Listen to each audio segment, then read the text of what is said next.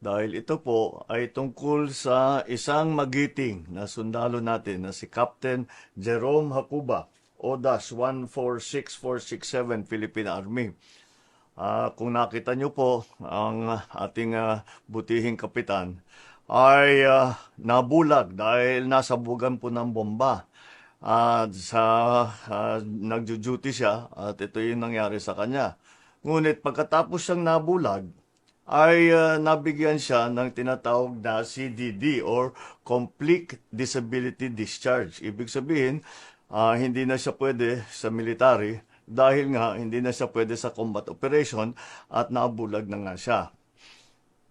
Nung nakita ko yung video niya at pinag-isipan ko yung mga nangyari sa kanya ay parang hindi tama. Dahil ito ay isang opisyal na itinaya na nga niya ang buhay niya para sa duty na para ipagtanggol ang Pilipinas.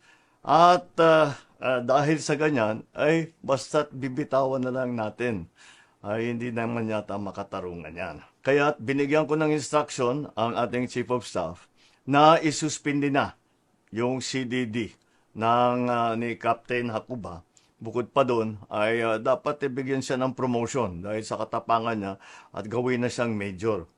At maghanap po tayo ng mga iba't ibang posisyon na pwede pa naman siya yung ating mga tinatawag na the major adaptive duties. Kasi kahit nabulag na po, marami pa ring duty na pwedeng gawin ng isang sundalo, lalong-lalo na sa isang sundalo na may 15 years na experience. Maraming maidadagdag at maitutulong sa atin yan. In-instruction ko